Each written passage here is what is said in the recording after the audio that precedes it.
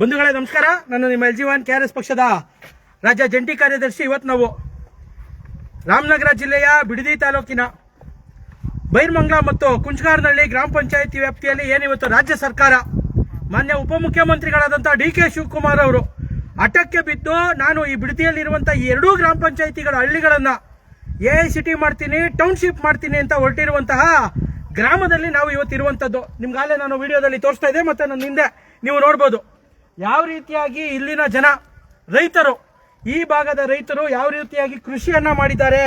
ಇದೇ ಪಕ್ಕದಲ್ಲಿ ನೀವು ನೋಡ್ಬೋದು ತೆಂಗು, ಅಡಿಕೆ ಮತ್ತೆ ಹೈನುಗಾರಿಕೆಗೆ ಅವ್ರು ಸಾಕಿರುವಂತಹ ಹಸುಗಳಿಗೆ ಏನು ಆಹಾರವನ್ನ ಹುಲ್ಲನ್ನ ಬೆಳೀತಾ ಇರುವಂತದ್ದು. ಹಾಗೆ ಈ ಕಡೆ ಪಕ್ಕದಲ್ಲಿ ನೀವು ನೋಡಿದ್ರೆ ರೇಷ್ಮೆ ಸಾಕಾಣಿಕೆಗೆ ಈ ರೀತಿಯಾಗಿ ಹತ್ತಾರು ತರಹದ ಬೆಳೆಗಳನ್ನ ಬೆಳೆದು ಇವತ್ತು ಏನು ಬೆಂಗಳೂರಿಗೆ ಸಮೀಪವಾಗಿರುವಂತ ಸುಮಾರು 20-25 ಕಿಲೋಮೀಟರ್ ಬಂದ್ರೆ ನಾವು ಅರೆಮಲೆನಾಡಿನಂತೆ ಫೀಲ್ ಆಗ್ತಾ ಇರುವಂತಹ ಜಾಗದಲ್ಲಿ ನಾವು ನಿಂತಿರುವಂತದ್ದು.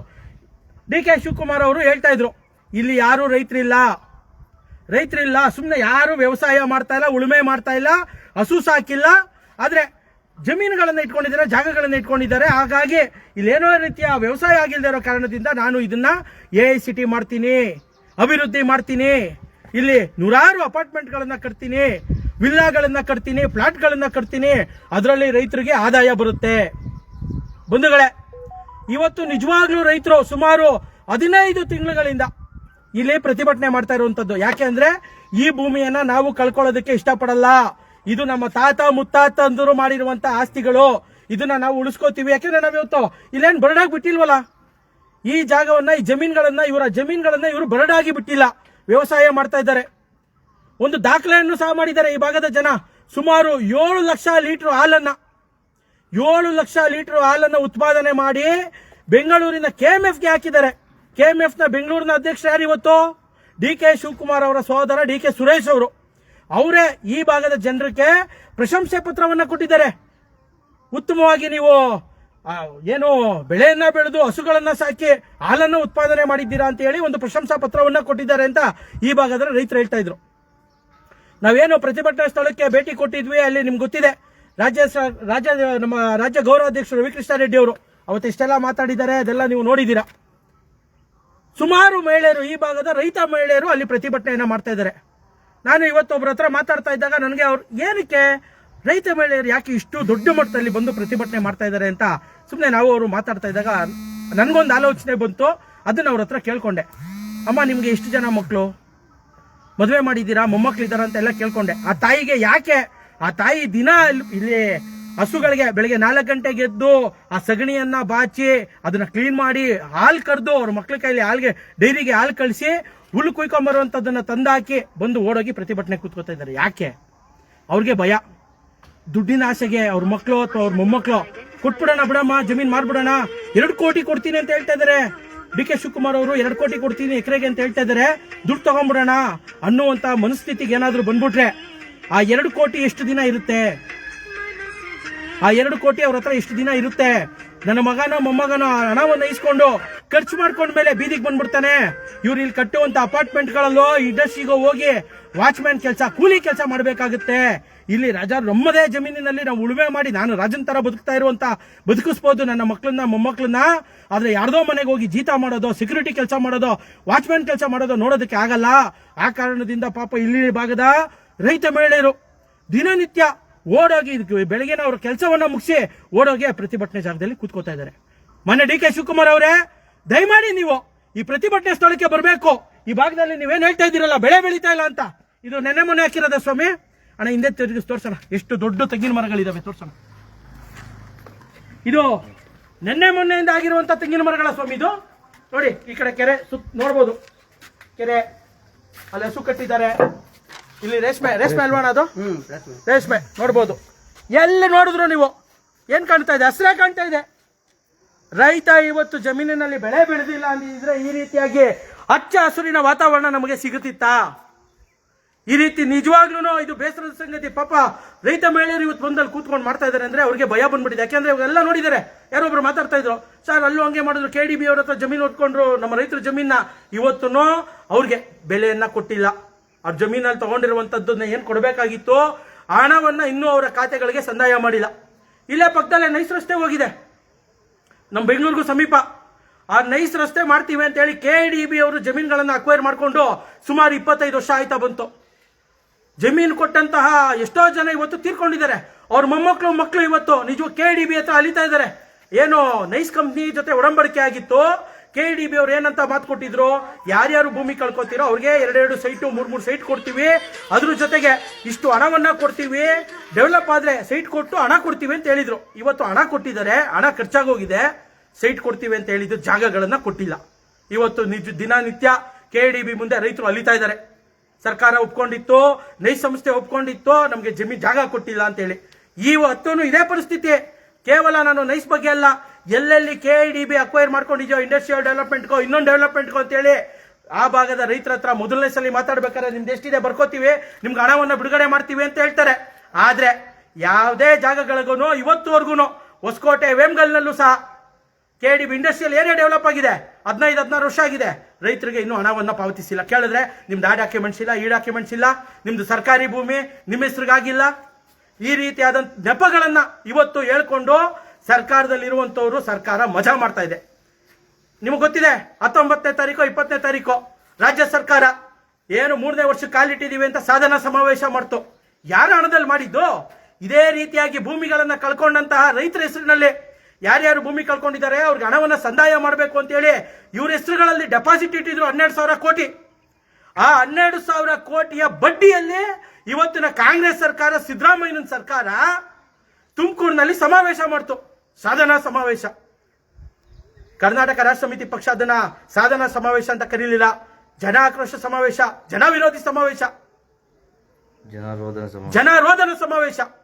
ಈ ರೀತಿಯಾದಂತ ಸಮಾವೇಶಗಳನ್ನ ಮಾಡಿ ರಾಜ್ಯದ ಜನರನ್ನ, ರಾಜ್ಯದ ರೈತರನ್ನ ಬೀದಿಗೆ ತರುವಂತ ಸರ್ಕಾರಗಳು ನಮಗ್ ಬೇಕಾ? ಮೊನ್ನೆ DK ಶಿವಕುಮಾರ್ ಅವರೇ, ಕರ್ನಾಟಕ ರಾಷ್ಟ್ರ ಸಮಿತಿ ಪಕ್ಷ ಇವತ್ತು ಆಗ್ರಹ ಮಾಡ್ತಾ ಇದೆ, ಖಂಡಿಸ್ತಾ ಇದೆ. ನಿಮ್ಮ ಏನು ನೀವು ಹೇಳ್ತಾ ಇದ್ದೀರಾ, ಈ AICT ನಮಗ್ ಬೇಡ, ನಾವಿಲ್ಲಿ ನಿಂತಿರುವಂತದ್ದು 4ನೇ ಮಾಡಿಯಲ್ಲಿ ರೈತ ಕಟ್ಟಿರುವಂತಹ ಮನೆ ಇದು. 4 ಮಾಡಿ ಮನೆಗಳನ್ನ ಅವನು ಕಟ್ಕೊಂಡಿದ್ದಾನೆ ರೈತ. ಹೈನುಗಾರಿಕೆ ಮಾಡಿ ಬೆಳೆ ಬೆಳೆದು ಅವನು ಕಟ್ಟಿರುವಂತಹ ಮನೆ ನಿಮ್ಗೆ ಮುಂದೆ ತೋರಿಸ್ತೀವಿ. ಇದು ಮನೆ ಹಿಂಗ್ ಕಟ್ಟಿದ್ದಾರೆ ಅಂತ ನೀವು ಏನೋ ಹೇಳ್ತಾ ಇದ್ದೀರಲ್ಲ, JV ಕೊಟ್ಬಿಡಿ, ಜಾಯಿಂಟ್ ವೆಂಚರ್ ಕಟ್ಬಿಡಿ, ಅಪಾರ್ಟ್ಮೆಂಟ್ ಫ್ಲಾಟ್ ಕಟ್ಬಿಡಿ, ನಿಮ್ಗೆ ಇಷ್ಟು ಬರುತ್ತೆ. ಅವೇ ಏನು ಅವ್ರು ಅಲ್ಲಿ ಫ್ಲಾಟ್ ಏನ್ ಮಾಡ್ಬೇಕು? ಅವರು ಹೊಟ್ಟೆಗೆ ಏನ್ ಮಾಡ್ಬೇಕು? ವಾಚ್ಮ್ಯಾನ್ ಕೆಲಸ ಮಾಡ್ಬೇಕಾ? ಇಲ್ಲಿ ಏನು ರೈತರು ಹೋರಾಟ ಮಾಡ್ತಾ ಇದ್ದಾರೆ ಅವರ ಪರವಾಗಿ ಕರ್ನಾಟಕ ರಾಷ್ಟ್ರ ಸಮಿತಿ ಪಕ್ಷ ಅವ್ರು ಇನ್ನೂ ಎಷ್ಟು ದಿನ ಹೋರಾಟ ಮಾಡ್ತಾರೆ. ಮತ್ತೆ ಇದೇನು ನೋಟಿಫಿಕೇಶನ್ ಆಗದೆ ಇರೋ ರೀತಿ ಕರ್ನಾಟಕ ರಾಷ್ಟ್ರ ಸಮಿತಿ ಪಕ್ಷದ ಹೋರಾಟ ಇರುತ್ತೆ. ಮತ್ತೆ ಇನ್ನು ಕೆಲವೇ ದಿನಗಳಲ್ಲಿ ಬಿಡದಿ ಬೈರಮಂಗಲ ಚಲೋವನ್ನ ಕರ್ನಾಟಕ ರಾಷ್ಟ್ರ ಸಮಿತಿ ಪಕ್ಷ ಹಮ್ಮಿಕೊಳ್ಳುತ್ತೆ. ದಯಮಾಡಿ KRS ಪಕ್ಷದ ಮೂಲೆಗಳಿಂದ ಪದಾಧಿಕಾರಿಗಳು ಈ ಚಲೋದಲ್ಲಿ ಭಾಗವಹಿಸಬೇಕು. ನಾವು ಬಿಡದಿ ಭಾಗದ ರೈತರ ಜೊತೆ ನಾವು ನಿಲ್ತೀವಿ ಅಂತ ಹೇಳಿ ನಾನು ಈ ಮುಖಾಂತರ ನಮ್ಮವ್ರಿಗೂ ಕರೆ ಕೊಡ್ತೀನಿ. ಮತ್ತೆ ರೈತರಿಗೂ ಒಂದು ಆತ್ಮವಿಶ್ವಾಸವನ್ನ ತುಂಬುತ್ತೀನಿ. ನಾವು ನಿಮ್ ಜೊತೆ ಇರ್ತೀವಿ, ನಿಮ್ಮ ಹೋರಾಟಕ್ಕೆ ಸದಾ KRS ಪಕ್ಷ ನಿಮ್ ಜೊತೆ ಇರುತ್ತೆ ಅಂತ ನಾನು ಹೇಳ್ತೀನಿ. ಈಗ ಪಕ್ಷದ ರಾಜ್ಯ ಸಂಘಟನಾ ಕಾರ್ಯದರ್ಶಿಗಳಾದಂತಹ ರಘುನಂದನ್ ರವರು ಮಾತನಾಡಬೇಕು. ನಮಸ್ಕಾರ ರೈತರ ನಮಸ್ಕಾರ. ಈಗ ಸಹೋದರ ಜೀವನ್ ಅವರು ಎಲ್ಲರೂ ಹೇಳಿದ್ದಾರೆ.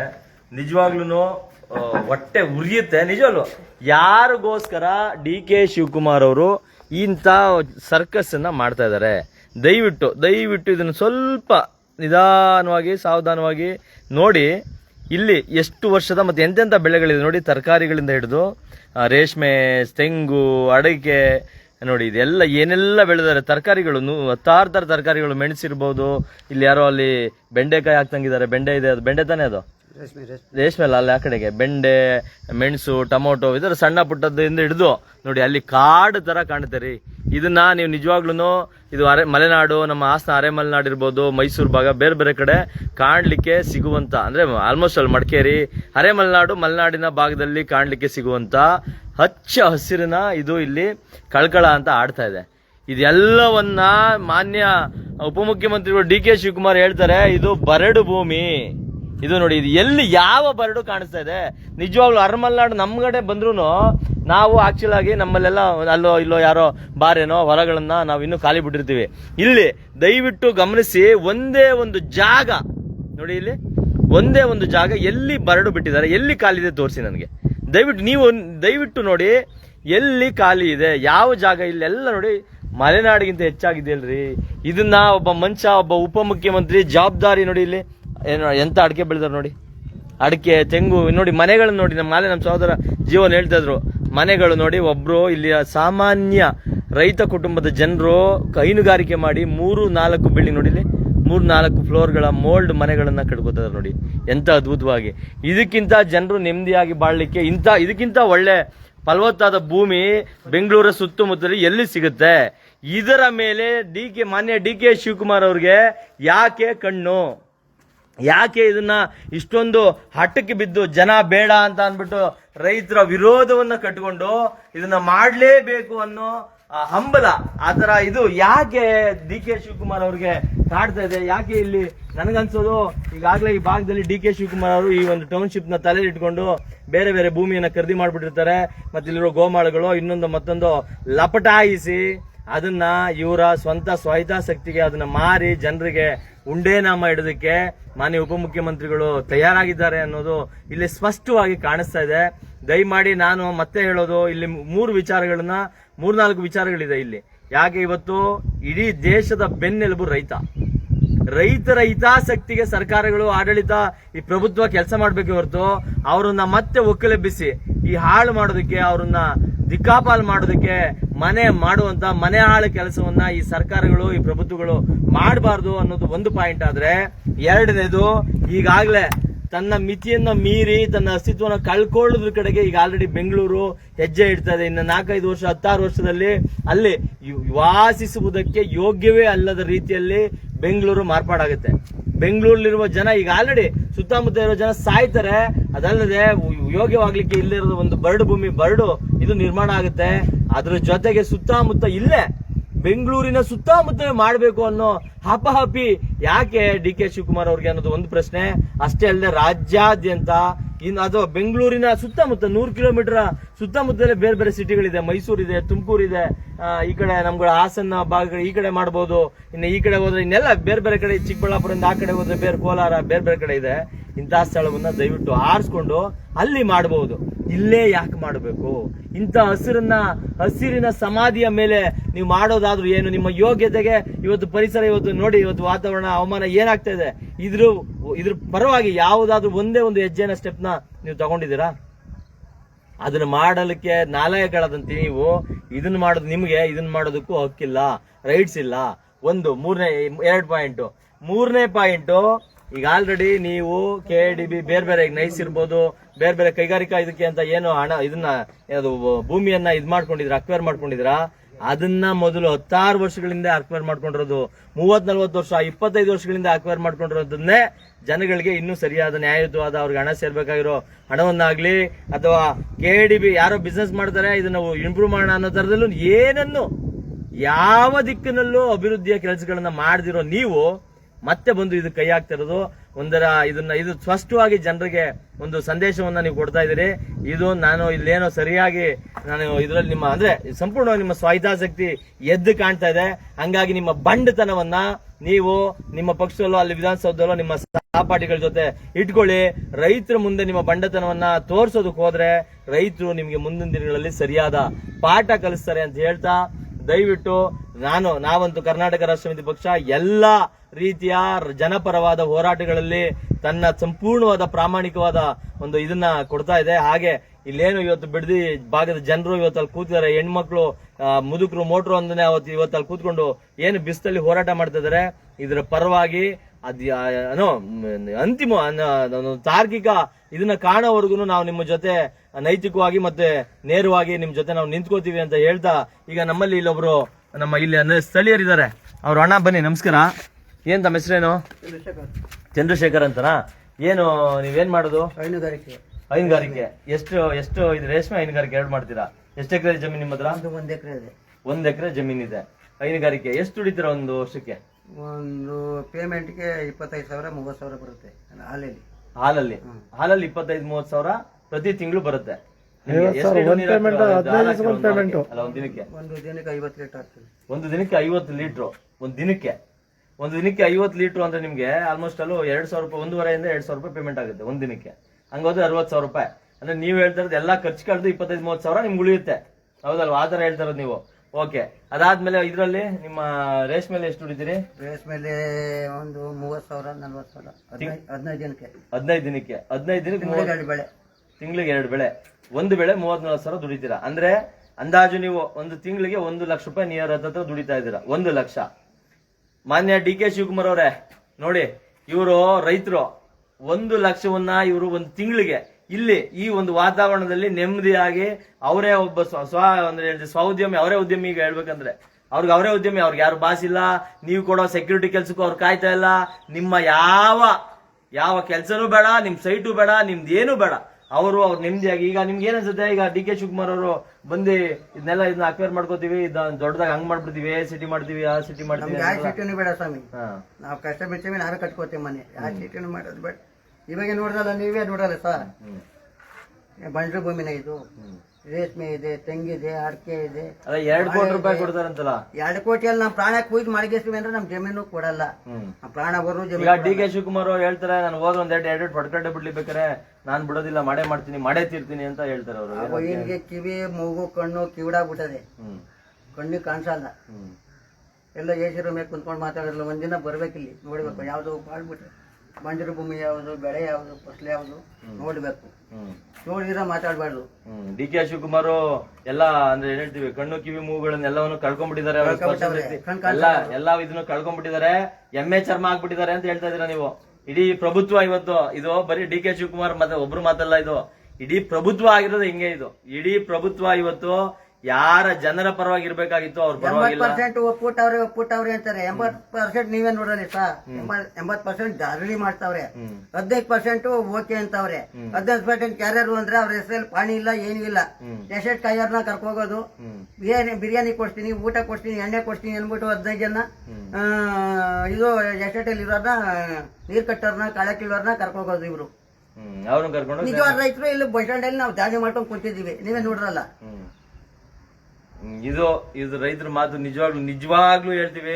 ಅಲ್ಲಿ ಹೋಗೋದವ್ರು ಪಾಣಿದಾರ್ರಿ ಅಲ್ಲ. ಅಲ್ಲಿ ಮನೆ ಹೋಗಿದವ್ರು ಮೀಟಿಂಗ್ ಯಾರೋ ಒಂದು 2-3 ಜನ ಪಾಣಿದಾರರು, ಬ್ರೋಕರ್ಗಳು. ಆಮೇಲೆ ಇದು ಎಸ್ಟೇಟಲ್ಲಿ ಕೆಲಸ ಮಾಡೋರು, ಕಳೆ ಕೀಳೋರು, ನೀರ್ ಕಟ್ಟೋರು, ಔಷಧಿ ಹೊಡಿಯೋರು ಅಂತಾರೆ ಹೋಗಿರೋ ಸರ್. ಇದು ಯಾರೆಲ್ಲರೂ ದಯವಿಟ್ಟು ನೋಡ್ತಾ ಇದ್ದೀರಾ, ರೈತರು ಅನ್ಕೊಳ್ಳೋರು ನೀವು ಎಲ್ಲರೂ ಸಾಮಾನ್ಯವಾಗಿ ನಾವೆಲ್ಲರೂ ಕೃಷಿ ಹಿನ್ನೆಲೆಯಿಂದಾನೆ ಬಂದಿರ್ತೀವಿ. ದಯಮಾಡಿ ನೋಡಿ, ನಿಜವಾಗ್ಲೂ ಇಂಥ ಭೂಮಿನ ಜನರು ನೋಡಿ. ಅವ್ರು ಹೇಳ್ತಾ ಇದ್ರು ಅವಾಗ್ಲೇ, ಏನ್ ಸಾರ್ ನಾನು ಬೆಳಿಗ್ಗೆ 4 ಗಂಟೆಗೆ ಹೇಳ್ತೀವಿ, ಎಲ್ಲ ಇದು ಮಾಡ್ಬಿಟ್ಟು ಹಾಲು ಕರೆದು ಹಾಕ್ಬಿಟ್ಟು ನಮ್ಮ ಇದನ್ನ ಕುಯ್ಕೊಂಬಂದು, ಜೋಳ ಕುಯ್ಕೊಂಬಂದು ಹಾಕ್ಬಿಟ್ರೆ, ಮೇವು ಕುಯ್ಕೊಂಬಂದು ಹಾಕ್ಬಿಟ್ರೆ 4 ಗಂಟೆಗೆ ಅಲ್ಲಿ ಗಂಟೆ ಏನು ಮಾತಾಡಂಗಿಲ್ಲ. ಒಂದ್ಸತಿ ನೀರು ಕುಡಿಸ್ಬಿಟ್ರೆ 4 ಗಂಟೆಗೆ ಎದ್ದು ಮತ್ತೆ ಹಿಂಡಿ ಬೂಸ ಕೊಟ್ಬಿಟ್ಟು ಹಾಲು ಕರೆದು ಹಾಕೋದ್ರೆ ನೆಮ್ಮದಿಯಾಗಿದ್ದೀವಿ. ನಮ್ಗೇನು ಇದಿಲ್ಲ. ದಯವಿಟ್ಟು ನಮ್ಗೆ 4 ಅಲ್ಲ 2 ಕೋಟಿ ಅಲ್ಲ 10 ಕೋಟಿ ಕೊಟ್ಟರು ನಮ್ಗೆ ಬೇಡ ಅಂತ ಅಂದ್ಬಿಟ್ಟು ಸ್ಪಷ್ಟವಾಗಿ ಹೇಳಿದ್ರು. ಇದು ನಿಜವಾಗ್ಲೂ ಇಲ್ಲಿ ನೋಡ್ತಾ ಇರೋ ಜನರು ಅರ್ಥ ಮಾಡ್ಕೊಬೇಕು. ಪ್ರತಿ ಒಂದನ್ನು ನೋಡಿ, ಇಲ್ಲಿ ಬೆಟ್ಟ ಗುಡ್ಡಗಳ ಸಮೇತ ಹಸಿರಾಗಿದೆ. ನಿಜವಾಗ್ಲೂ ಅದು ಹೆಂಗ್ ಕಾಣಿಸ್ತಿದೆ ಅಂದ್ರೆ, ಈ ಬೇಸಿಗೆಯಲ್ಲಿ ನೋಡಿ, ಇಲ್ಲಿ ಈ ಬೇಸಿಗೆಯಲ್ಲೂ ನಿಮ್ಗೆ ಏನ್ ಕಾಣಿಸ್ತಿದೆಯೋ ಗೊತ್ತಿಲ್ಲ. ಬೆಟ್ಟ ಗುಡ್ಡಗಳು ಕೂಡ, ದೂರದಲ್ಲೆಲ್ಲೋ ಬೆಟ್ಟಗಳು ಕಾಣಿಸ್ತಿದೆಯಲ್ಲ, ಅದು ಕೂಡ ಹಸಿರಾಗಿ ತುಂಬಾ ಚೆನ್ನಾಗಿ ಕಾಣಿಸ್ತಾ ಇದೆ. ಅದನ್ನ ಇಂಥ ಭೂಮಿಯನ್ನ ಬರಡು ಭೂಮಿ ಅಂತ ಹೇಳಿ ಇದನ್ನ ಅಕ್ವೈರ್ ಮಾಡ್ಕೊಂಡು ಇದರಲ್ಲಿ ಇನ್ನೇನೋ ಮಾಡಕ್ ಹೊರಟಿರೋ ಸರ್ಕಾರಗಳ ಹುನ್ನಾರ ನಿಜವಾಗ್ಲೂ ಜನರು ತಿಳ್ಕೊಬೇಕು.